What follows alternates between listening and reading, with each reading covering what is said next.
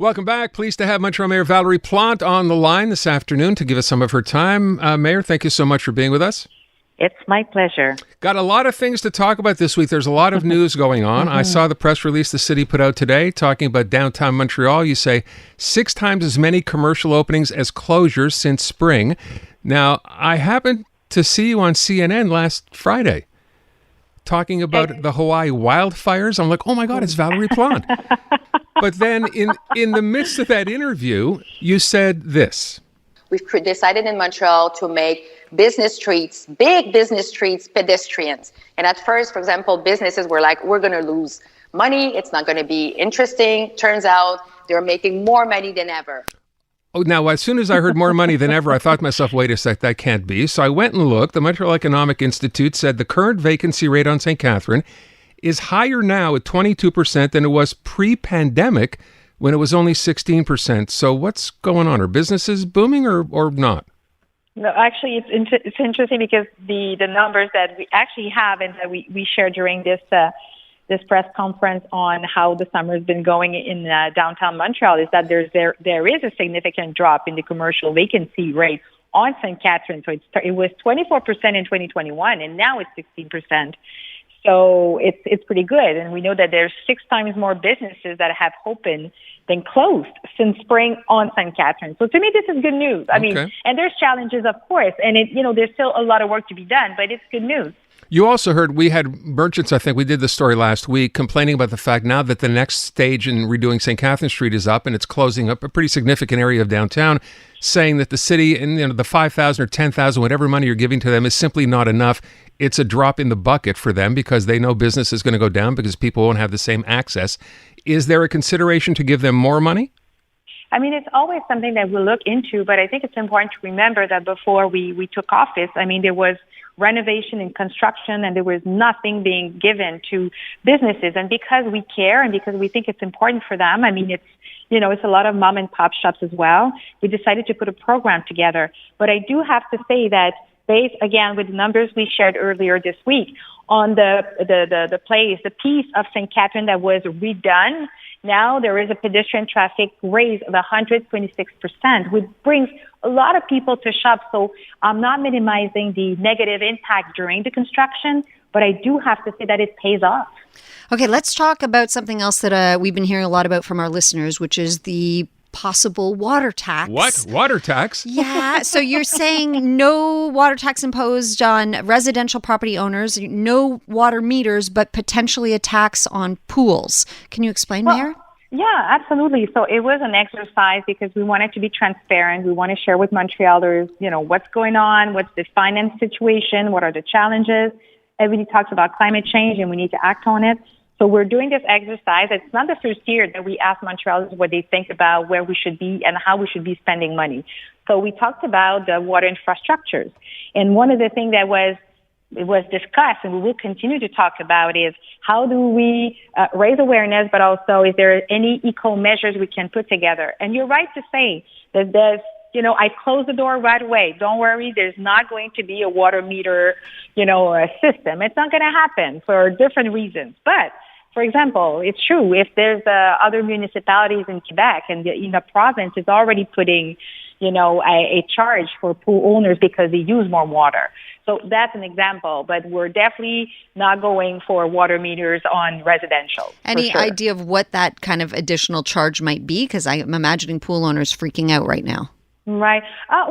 Just in Longueuil, I think they're using more between $50 and $75. So it's just, across the bridge. So, I think different municipalities are using different charge, putting them together. You're right. But it's again, I'm sorry, go ahead. No, you're right. It's $75 in Longueuil. So, okay. Yeah, there you go. Okay. So, but to be honest, even if we charge pool owners a $75 bill, that's not going to fill the need for, bigger investment. And this is why we're also at the same time asking the government of Quebec through the Green Pact to help municipalities that have to deal with, their water system and they're having to deal with, flooding, flash flooding as well. So all these things that have a huge impact. All right, let me move on and talk about another story that was in the news. Metro Media, local distributor of newspapers, basically saying they're going to shut down. And the finger, Mayor, was pointed directly at you. This is Andrew Moulay earlier this morning, or from 2 days ago, actually, with the lies. Here's what he said. The city has in their hands a economic transparency report. It is absolutely clear that the city's ban on Publisac is the primary and only reason, really, that we find ourselves in financial difficulties today. That's pointing a finger directly at the party. What do you think? Well, I mean, I don't think a single bylaw is responsible for the media crisis, because this is what it's all about right now. And of course, I feel for the Metro employees and all the journalists, and we care about this very important tool for democracy. But to point that distribution and the bylaw is responsible for everything and the media crisis, to me, I think we're losing track of a bigger picture, everything that is happening and how we need to find different solutions, of course. And this is why I've been calling also for a national conversation, because this time it's Metro, but it could be other paper media, it could be other type of media, everything that is happening with Facebook and Twitter. I mean, it's difficult. So I'm just saying, the city of Montreal, we've decided to put together a 2 million assistance program once the bylaw was passed for the Publisac. The Metro did get a 1.5 million of that money. So I'm just saying, like, we've tried and we were present, but I cannot agree that there's one single reason. I think we're missing the point. Will you work with them? Because my understanding from this and having read the story was maybe this is only temporary. Are you talking with them still? Well, I mean, at this point, it's difficult because we've had so many discussions with them, or our phone has been open. We've met so many times and tried to find solution. And for some reason, the owner have decided that the problem and the only reason is the Publisac. So at this point, I don't know how we can talk more, but I mean, it breaks my heart. And we will continue to calling on a national discussion. Financing of our media is crucial. We need to look at what can be done to support more news, more local news, because Metro was important. You are important too. Everybody's important to make sure that citizens get good information. Okay, we're plowing through all our topics because we want to make the most of our time with you, Mayor. We're speaking with Montreal Mayor Valérie Plante. Affordable housing, obviously a huge issue in the city. Even Pierre Poilievre had something to say about it. Listen to this. Prenons Montréal. Montréal, selon une étude par l'Institut économique de Montréal, la ville de Montréal a empêché la construction de 24 000 maisons. Ça n'a pas de bon sens. So it makes no sense, he says. The city of Montreal prevented the building of 24,000 affordable housing units. Can I ask you to comment on that, please, Mayor? Well, I never talked to Mr. Poilievre, and I would be more than happy to have a conversation on housing and the housing crisis. And I have no idea what he's talking about. That being said, maybe just to educate him. Just to educate him a little, I mean, housing is not a responsibility of a city. It's actually social, is from the government of Quebec and the federal, and affordable could come from the federal. So hopefully he will have good things to say and great objectives when he shares his platform. I'm going to keep that clip of the mayor saying, I have no idea what he's talking about. That'll be one of my new favorite clips. Last question before we let you go. Cavendish Boulevard Extension, is that project dead?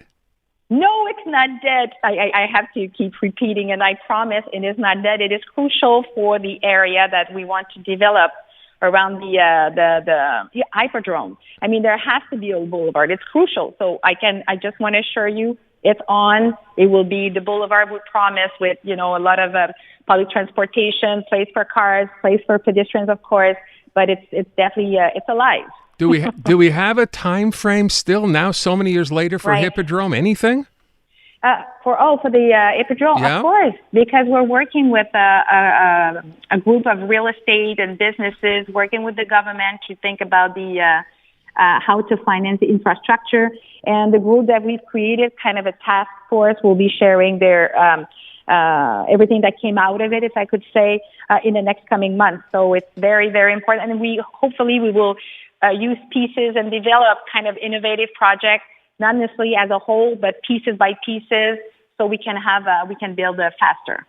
So just while we're talking timelines, does that also apply to Cavendish? Do the two go together? So it goes together, but it would be difficult for me because I wasn't briefed on that since I came back from during the summer. But I will be more than happy to ask my team to just give you the timeline for sure. Okay. Last question: when will all the construction in Montreal be finished? Or at least not so bad. I mean everything. Yeah.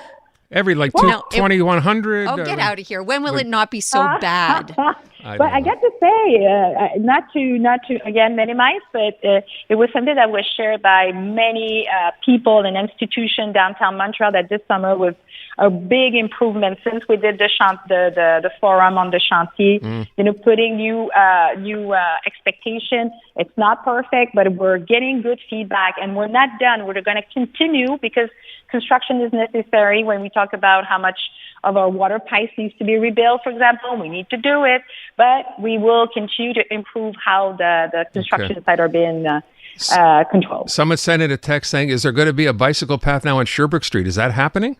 It's never been the plan. So again, it's not in our plan to have a bicycle lane on Sherbrooke. The text that we get the most, though, is honestly, will it ever end? Will it ever be better? Right, construction, right. But, okay. Also, where can I park my car? But never mind. We always talk about that when I have you on the air. Montreal Mayor Valérie Plante, thank you so much for your time. We very much appreciate it as always.